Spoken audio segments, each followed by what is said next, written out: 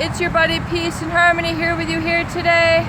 Getting to know yourself after suffering and experiencing narcissistic or psychopathic abuse. Narcissists and psychopaths have a personality disorder.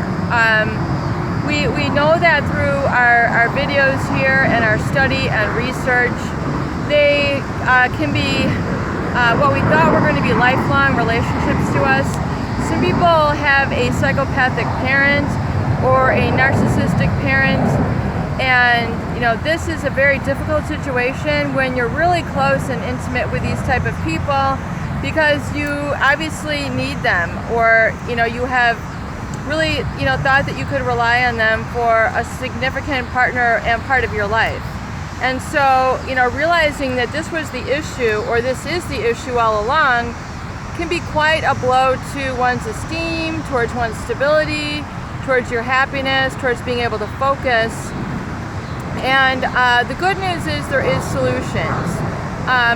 Sometimes we have an inkling that something is wrong and we can't quite put our finger on it, especially for younger children, teenagers, or young adults. We can't really formulate what's going on. We don't have the metacognition to really understand what's going on until we start to identify some of the symptoms or some of the feelings. Then we start to figure it out and we do some research, and then finally the lid blows off and we're able to see exactly what goes on.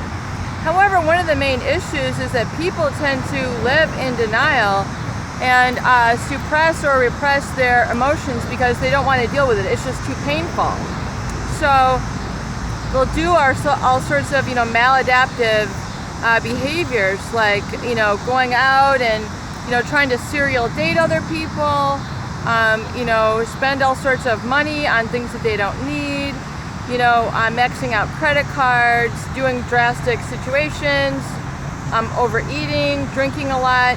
If you're engaging in a lot of these self-destructive behaviors because of these issues, I would definitely encourage you to take a look at that and seek towards moderation.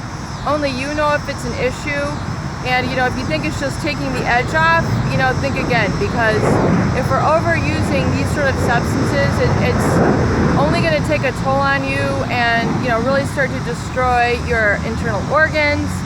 I mean, as you know, smoking a lot is going to paralyze your cilia. You're not going to be able to breathe. You're going to cough. It's going to cause you to feel kind of gross and disgusting.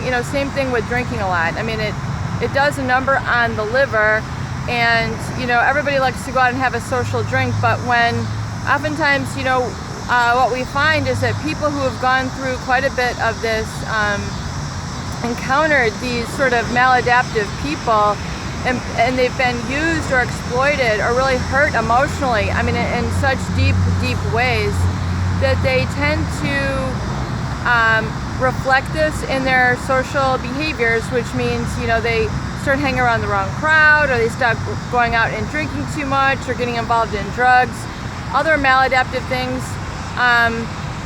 You're cool without it. You don't need all that. Moderation is key. So definitely look at dialing that back if you're involved in that.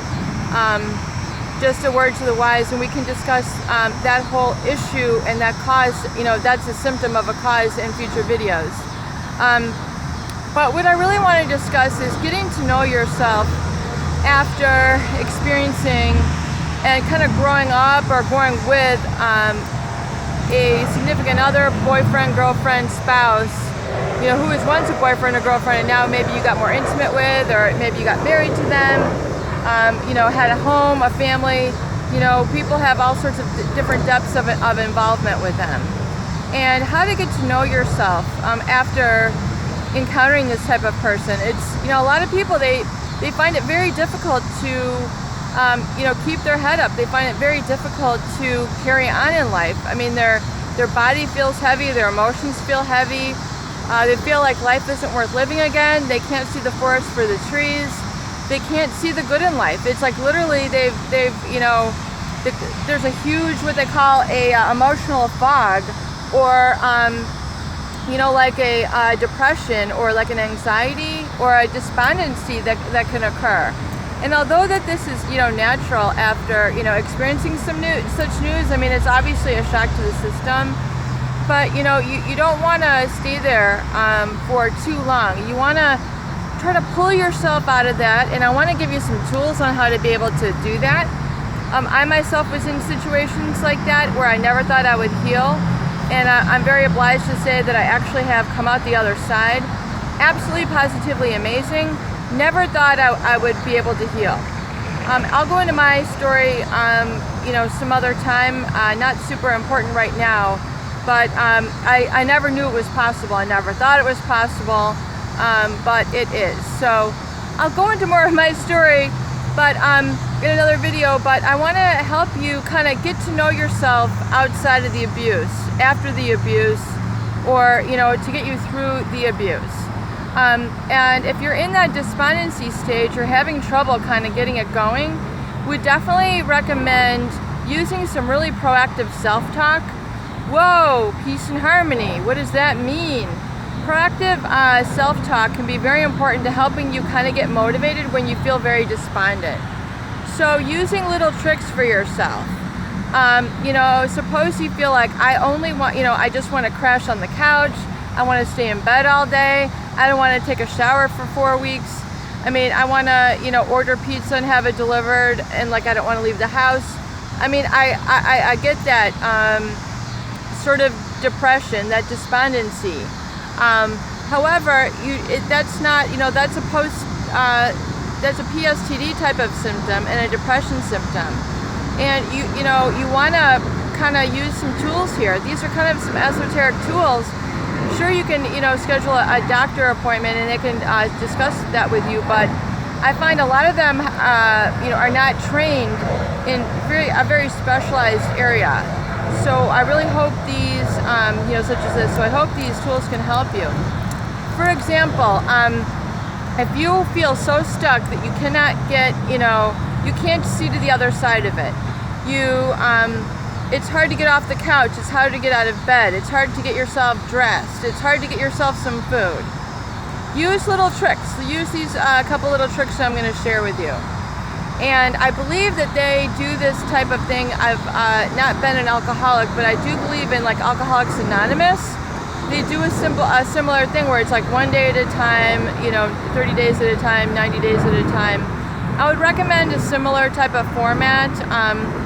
Where basically, but I've kind of discovered this, it's been an effective tool for me along my journey. Let's say you feel like, when you're emotionally heavy, you feel like you can't get up, you feel like you just want to crash on the couch, which obviously is not good. You have this feeling like, man, I would love to be able to get up and do something if I could just get motivated. Well, you kind of know what it is you want to do, you kind of know where it is that you want to go, but you just can't seem to get it together. Well, use tools like this. Improve your self-talk. Kind of trick yourself a little bit. Here's a little tool. Tell yourself, you know what? I will go lay down on the couch just as soon as I take a shower. After I take a shower, I'll go and I'll lay down. How about that? So, and then you turn on the water. You get your shampoo together. You get your cream rinse. You do everything. Okay, after I dry off, I'll go lay down. And then, you dry off and you say, you know what, after I get dressed, I'll go lay down. And then you just keep working it along there. You know what, after I, get a sip of water, I'll lay down. And then you keep going. After I, pick up my keys, and I run this quick errand, I can lay down. So just keep, doing that to yourself. If you're kind of in the crawling stage, and eventually you'll get to the walking stage where you get yourself up and out and onto your productive things. And then pretty soon, you're like a toddler, it's like walking on their own, and then pretty soon you're out walking. And don't be afraid if your emotions seem kind of flat or kind of neutral. That's actually very good, because the cycle of being involved with a narcissist or psychopath has been like this, excitement, deflation, excitement, that's really not a really super great pattern to live in life. That's not how relationships should really be. We were taught either in bad systems, bad family systems, or, our society at large, you know, really encourages, you know, that sort of relationship pattern. But you know what? That's really not what love is. Love is patient, love is kind. And that's what you need to be with yourself.